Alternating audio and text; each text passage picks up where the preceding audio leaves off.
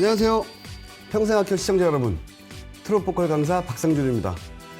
트롯이라는 장르, 아주 오래전부터 우리나라 사람들은 이 트롯이라는 장르를 정말 사랑했고 그 사랑과 관심이 지금까지도 이어져 오고 있습니다.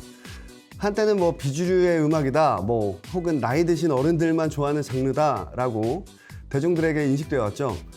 하지만 또다시 온 국민의 관심과 사랑을 받는 장르가 됐고 그 인기는 지금까지도 이어져 오고 있습니다. 이 트롯은 우리나라 사람들에게는 참 의미 있는 장르이기도 하죠. 역사와 전통이 깃들어 있는 장르이자 또 희노애락을 품고 있습니다. 또 일제강점기 한국전쟁을 겪으면서 정말 많은 국민들이 노래를 통해서 힘을 얻고 위안을 받고 또 희망을 가졌던 특별한 우리 노래 트롯.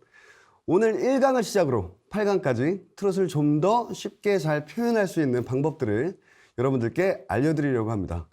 자, 그러면 저와 함께 가보실까요? 먼저 모든 일에 기본이 있듯이 트롯이라는 장르를 떠나서 모든 노래에 가장 중요한 기본적인 것들이 있잖아요. 그래서 제가 그 기본적인 것들을 조금씩 알려드리면서 시작해 볼까 합니다. 이 노래의 기본은 어떤 장르에 상관없이 장르를 불문하고 공통적으로 적용이 되는 부분이기 때문에 꼭 알아두셔야 하고 좀 습득하시면 좋을 것 같아요. 그래서 첫 시간인 이번 1강에서는 좀 노래할 때 필요한 기본적인 것들 중에 이러이러한 것들이 있습니다 라고 말씀드릴 테니까 좀 편하게 시청해 주시면 좋을 것 같습니다.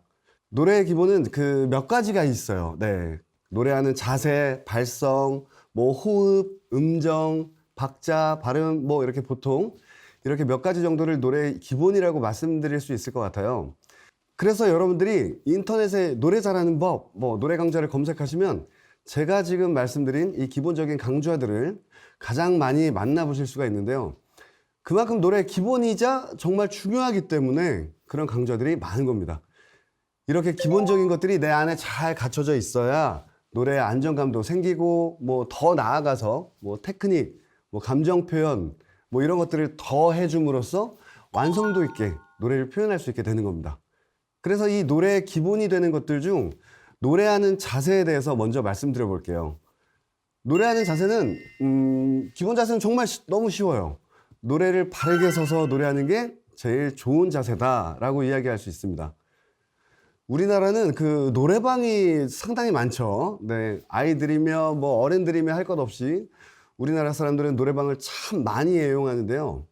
노래방에 가보시면 이렇게 소파나 의자들이 비치되어 있죠. 네, 그래서 소파나 의자에서 편하게 노래를 부르게 되는데 사실 그게 노래를 편하게 부르는 게 아닙니다.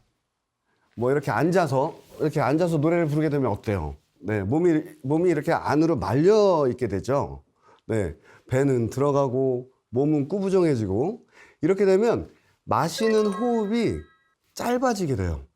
노래할 땐 충분한 호흡이 되어야 노래를 좀 안정감 있게 부를 수 있게 되는데 호흡이 짧아지다 보니까 그럴 수가 없어요.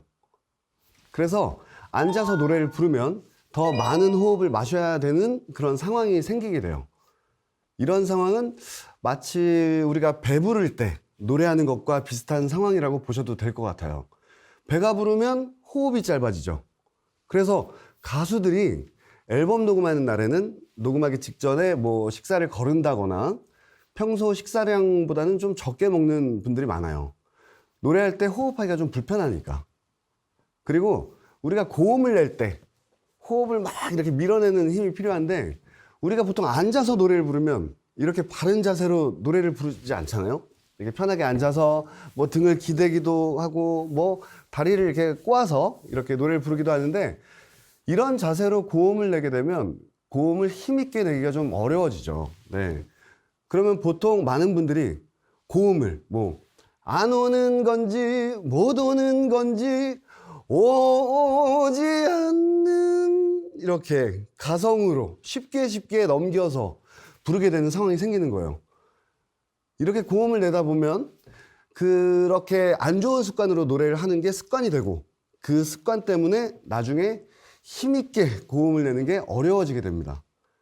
그래서 정리하면 노래할 때 가장 좋은 자세는 바르게 서서 이렇게 노래하는 게 제일 좋은 자세이기 때문에 오늘부터 노래하실 땐 바르게 서서 노래하시는 걸 추천해 드립니다. 자, 그럼 다음 발성으로 넘어가 볼까요? 노래를 부를 때 이 발성을 빼놓고 노래를 이야기할 수가 없죠. 네. 노래를 배워본 적이 없는 분들도 이 발성이라는 단어를 뭐 정말 많이 들어보셨을 거예요. 그만큼 기본 중에서도 기본이다라고 말씀드릴 수가 있겠는데요. 여러분, 좋은 발성의 정의는 뭘까요? 좋은 발성은 본인만이 가지고 있는 목소리로 자연스럽게, 편안하게, 안정감 있게 노래를 부른다면 정말 좋은 발성을 가지고 있다고 볼 수 있습니다. 하지만 노래는 어때요? 저음도 나오고 고음도 나오고 뭐 노래에 따라서 어떤 느낌 있는 톤을 또 만들어내야 되기 때문에 내가 자연스럽고 편한 발성을 가지고 있다고 하더라도 노래에 따라서 혹은 음역대에 따라서 잘못된 발성으로 노래를 부르게 되는 경우가 있습니다. 노래를 부를 때 뭐 목소리가 떨린다거나 목소리에 힘이 들어가지 않아서 뭐 힘없이 노래한다거나 뭐 이런 경우에도 발성이 잡혀 있지 않다고 이야기를 하는데, 이런 경우에는 크게 노래 부를 때 그 사용하는 그 호흡에 문제가 있다고 볼 수가 있어요. 하지만 이런 경우보다 보통 고음에서 무리한 발성으로 진행되는 경우가 많아요. 뭐 낮고 편안한 음에서는 뭐 큰 불편함 없이 노래하다가 노래가 이제 고음으로 접어들었을 때, 네, 무리하게 소리를 낸다든지 좀 억지스럽게 소리를 변형해서 낸다든지 몸이 불편할 정도로 막 힘이 들어가게 소리를 낸다면 그 몸에 여러 가지 부작용들이 생기게 되겠죠. 목에 무리가 가서 뭐 성대 이상이 생기기도 하고 뭐 때로는 담에 결리기도 합니다. 그래서 이런 분들은 고음을 내기 적합한 두성 발성, 네, 이 두성 발성 보통 이렇게 막 머리로 낸다고 하잖아요. 뭐 소리를 머리로 올려, 뭐 뒤로 보내, 막 이 두성 발성을 공부할 필요가 있습니다. 이렇게 발성은 노래할 때 기본이라고 이야기할 수 있지만 여기서 여러분들이 또 하나 아셔야 될 점이 있어요. 발성은 노래를 잘할 수 있게 해주는 기본적인 것들 중 하나일 뿐이지 좋은 발성을 가지고 있다고 해서 노래를 잘 부르는 게 아닙니다. 가끔 노래하시는 분들 중에서 뭐 노래는 발성이야, 뭐 발성이 중요해, 뭐 발성이 끝이야, 막 이렇게 발성에 치우쳐서 노래하시는 분들이 계시는데 이것 또한 좋은 예는 아니기 때문에 말씀드린 기본적인 것들을 잘 습득해서 네, 뭐 내 것으로 만드는 게 중요한 것 같아요. 네, 그리고 더 나아가서 뭐 테크닉, 감정, 또 노래 해석들이 더해져서 노래의 완성도를 높이는 겁니다. 가끔 트롯 발성을 배우고 싶어요. 뭐 트롯 발성이 따로 있는 건가요? 뭐 라는 질문들을 많이 하시거든요. 이 부분은 보컬 강사마다 약간의 생각 차이가 있을 수 있는데 저는 그렇습니다. 트롯 발성이 따로 있는 게 아니고 트롯은 주로 쓰이는 테크닉이 있다라고 말씀드리고 싶어요. 뭐 여러분들이 알고 계시는 뭐 울지마 막 이렇게 소리를 뒤집는다거나 막 뭐 칠 때까지 뭐 이렇게 꺾는 게 있다던가 뭐 이런 것들이 있는데 이 세상에 너무나 많은 사람들이 있잖아요. 근데 그 사람마다 가지고 있는 목소리 톤이 신기하게 다 달라요. 제가 여러분들에게 사실 여러분 저는 성악을 전공했습니다 라고 말씀드리면 여러분들은 제 노래를 들어보지 않아도 제가 어떤 목소리 톤으로 노래를 하겠구나 라고 미리 유추해 볼 수가 있죠. 뭐 국악, 민요도 마찬가지예요. 그거는 왜 그럴까요?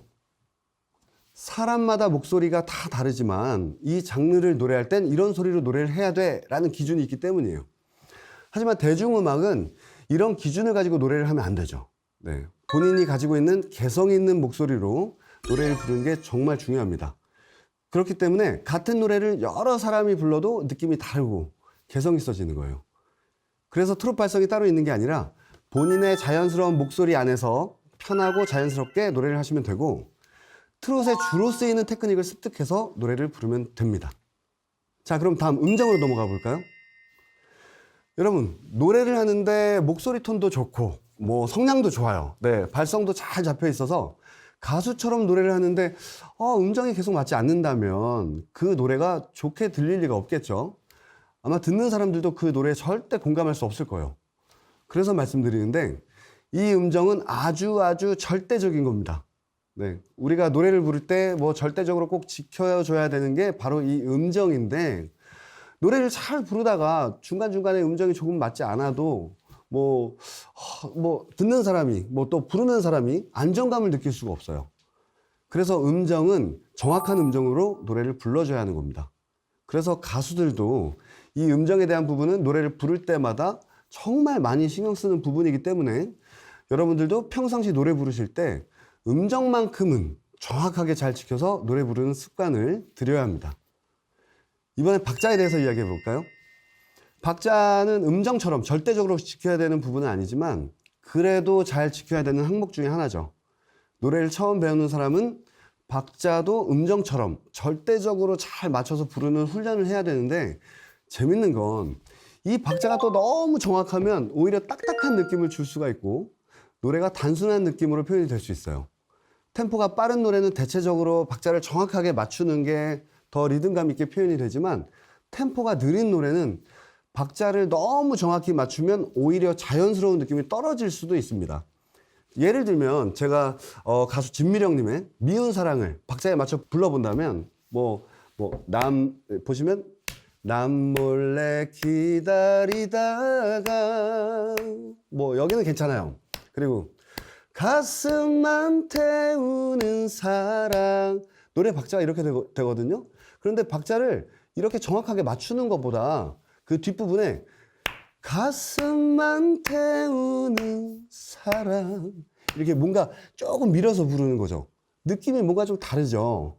네, 그래서 이 박자라는 건 노래를 처음 배울 땐 잘 지키면서 불러야 되지만 나중에 이 박자를 잘 응용해서 부른다면 노래를 좀 더 이야기하는 것처럼 자연스럽게 또는 감성 있게 부를 수가 있습니다. 마지막으로 발음을 이야기 한번 해볼게요.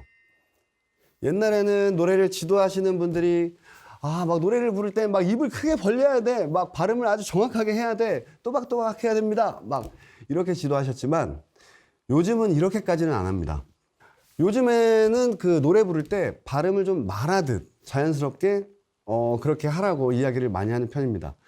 발음을 정확하게 하기 위해서 입을 평소보다 크게 벌리고 연습하게 되면 입안에 공간이 생기면서 공명감을 얻을 수가 있죠. 네, 이런 장점이 있는데 이 공명감은 소리가 좀 더 풍성해지거나 부드러운 느낌으로 노래를 표현할 수 있는 장점이 있습니다. 하지만 이런 장점이 있다고 해서 너무 크게 입을 벌리고 노래하면 오히려 부자연스럽다는 단점들이 생겨난다는 걸 아셔야 돼요. 가끔 그런 분들이 있어요.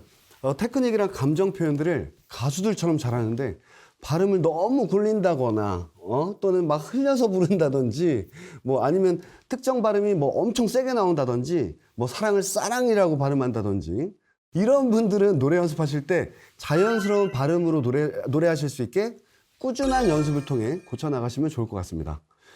자, 이번 1강에서는 제가 트롯이라는 장르를 떠나서 노래에 필요한 기본기에 대해서 말씀드렸는데 어떤 일에 있어서 기본기가 정말 중요하다는 건 많은 분들이 잘 알고 계시겠지만 그 기본기를 연습함에 있어서 재미가 없다는 것도 잘 알고 계실 거예요.